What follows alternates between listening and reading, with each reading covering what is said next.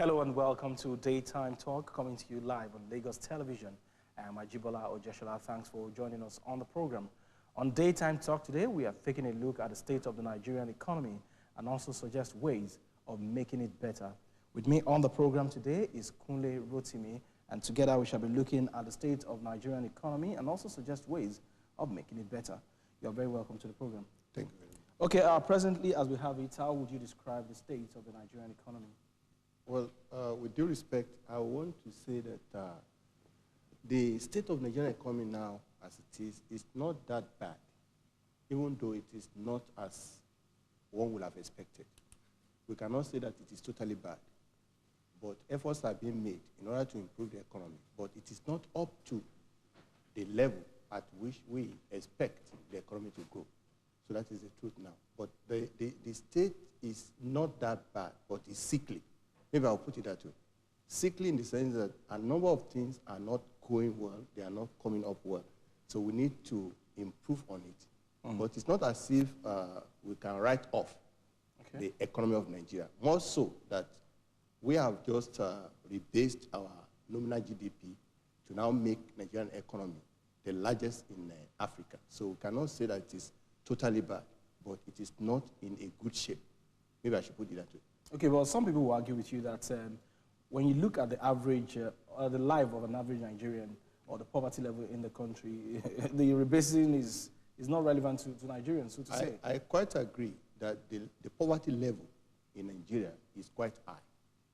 High in the sense that we have a lot of people in the country who are living below poverty level. Maybe I should put a lot of people. Majority of people are poor. But that does not mean that the economy is not good or it's not buoyant as it is. We cannot be talking of economy in terms of the availability of poor people. In all nations of the world, including America, we have poor people, wretched people. So the fact that we have a number of people that are poor in Nigeria does not mean that our economy is bad.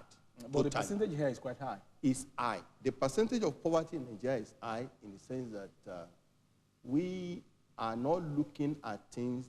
This issue of poverty reduction, poverty alleviation, the efforts being made are not substantial.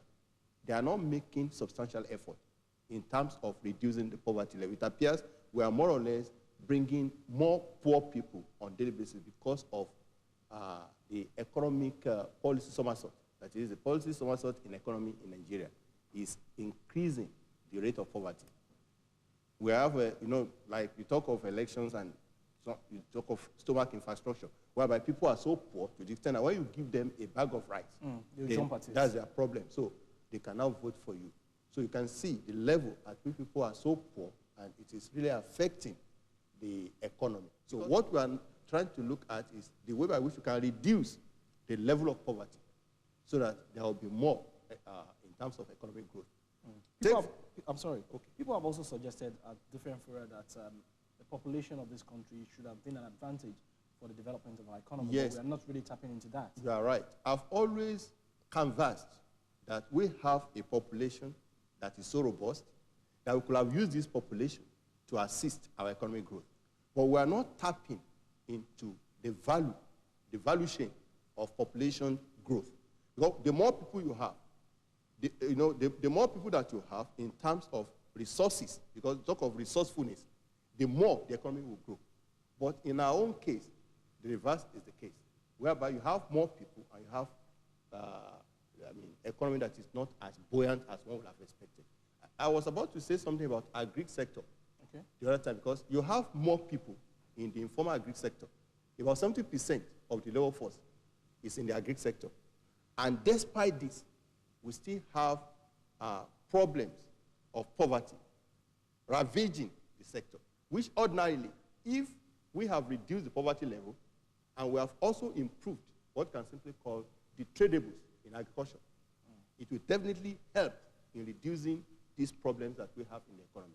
The Nigerian economy can do better, and sincerely we have the potentialities to do better. Even I can say among the first 10 in the world, the whole world. But the problem we have is we do not harness our potentials properly. The resources that we have in terms of human and material, including natural resources, We are not harnessing this reasonably. That is one of our problems. What about the value of our naira? I've always said this sincerely, that the naira value is ridiculous. Ridiculous in the sense that we do not have to continue to keep naira at this low level, this parlous level that it is. That is even below. At times when I say, people may be saying different things. Is below that of Ghana. The Ghanaian cedi is stronger than the Nigerian naira, which ought not to be. So the economic team in Nigeria should be able to look into how the value of the naira can go up, because it is value of the naira that will determine the income, the power, bargaining power. Because if you are, before, if you are earning 125 naira, maybe I say 1983, somebody earning 125 naira was better at that time than somebody who is earning 50,000 naira now.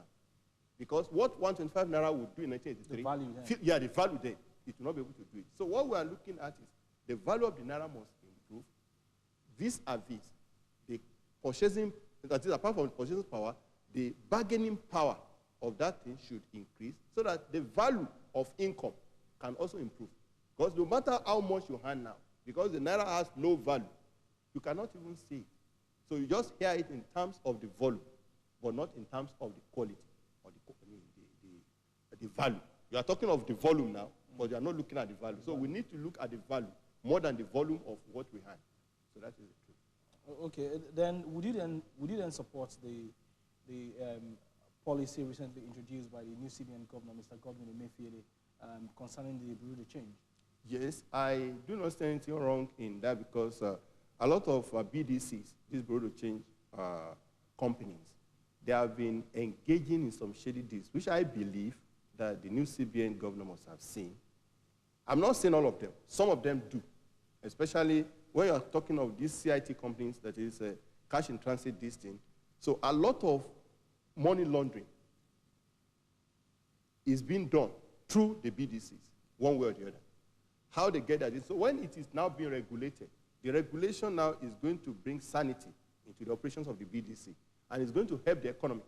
Because when you have too much money in the circulation, it will jack up inflation, the rate of inflation, and it will affect the economy. So if we want the economy to grow, we should try as much as possible to, because the CBN has responsibility to do what can simply call the monetary policy. So the monetary policy must look into the value of trade, the value of how money goes into the system. So that is the situation. So what he has done is okay, provided that the implementation will not be like witch hunting. Maybe they want to weed out some BDCs and bring in some new more.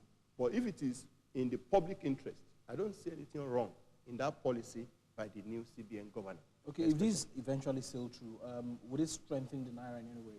I guess that the CBN is trying to make sure that the value of naira is shot up. And sincerely, if you look at what has happened in the last few weeks, that this man has come there, naira value is coming up gradually. It's not as if it is getting worse.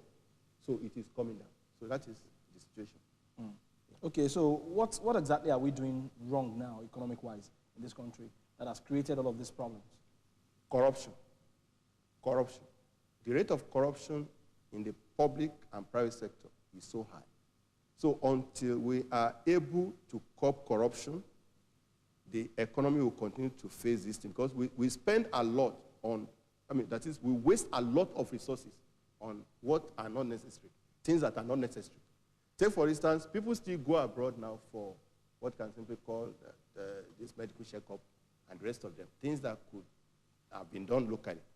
We are not helping ourselves. So if we want to do it, we have to have what can simply call economic independence.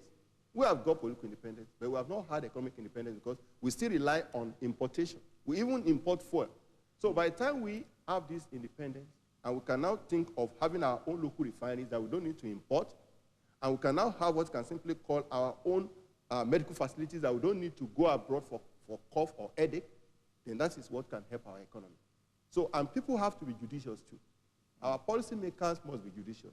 Because lack of being judicious, that is not being judicious, is opening some drains into the economy. Take, for instance, oil theft. Oil theft, apart from people who are vandalizing the pipelines, Some are stealing the something almost on a daily basis. And also there are some oil thieves who use what can simply call the opportunities that they have in importing fuel to run trip, and so on and so forth. So all these things, even the banks are not helping too in terms of what they are doing, because they are not helping the economy to grow. But unfortunately, the banks are not coming to their aid as much as one would have expected. So the CBN or the economic team must look into this so that the more SMEs that we have, the more SMEs that are assisted to grow, the more our economy will improve. Because if we don't have that, joblessness will continue. There will be no job for people. But if you promote SMEs, there will be more job creation. Like we said earlier, if the value of the naira increases, then it will also help to multiply. That is, the multiplier effect will be felt in the life of an average Nigerian. But without that, there's nothing we can do. But of recent, we have attracted some foreign direct investment. Shouldn't that have created some jobs? Yes. I want to give credit to this auto policy, especially this automobile policy in Nigeria. Two, we learned that Kia, as well as Toyota, they have already shown interest in starting their assembly here. All these things will provide jobs for people. No matter what, they cannot bring their own foreign workers or personnel from abroad to come and work here. They are going to use Nigerians in their assembly plants. So all these things can also help us. But that does not mean that the FDIs, the foreign direct investment that we have had, is sufficient in its own regard, until we are able to assist ourselves in making sure that things are working properly. Take, for instance, the power supply in Nigeria is in comatose. You know, I was telling some people recently that we started with ECN, Electricity Corporation of Nigeria. We changed the name to NEPA. Later, we changed it to PHCN. Now, we're now talking of DISCO, GENCO, and the rest of them.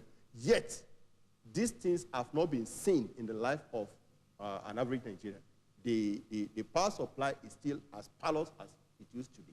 So, if we are attracting foreign investors, we must be able to make power available for them to work, because there is no investment that can grow without power backing it up. So all these things are necessary. So, but that does not mean that efforts are not being made in terms of power reforms, in terms of attracting more foreign investment. They are working at different levels, especially at the federal level. So some states too are trying their best, like Lagos State government. I was trying to look at that recently, and I found that if every state in Nigeria could be up and doing like Lagos State, this problem of economic backwardness that we are facing would not have been there. And again, we talk of insecurity in Nigeria, especially in the Northeast. It is not helping our economy, because nobody, some of them might not know that it is just a region, Northeast, that is having this problem majorly. But they may be thinking, oh, there is this terrorism in Nigeria. So most investors may not want to come. It is a disincentive to investment decisions, especially on the part of foreigners. Except we solve these problems, things will continue to affect us in terms of global economy. And again, the global economy itself, the recovery is slow. We're not looking at Nigeria alone. We are talking of the global economy now. The recovery is slow. But as much as there is increase in this, that is the economy in the world is reviving, Nigeria should rise to the occasion. We should not just be behind. And again, now that we are the largest economy in Africa, we must leave that status. That is, we must try as much as we can to be that giant that we claim that we be. So if we are the largest economy in Africa, we must be able to have all the indices of a good economy. And power is key.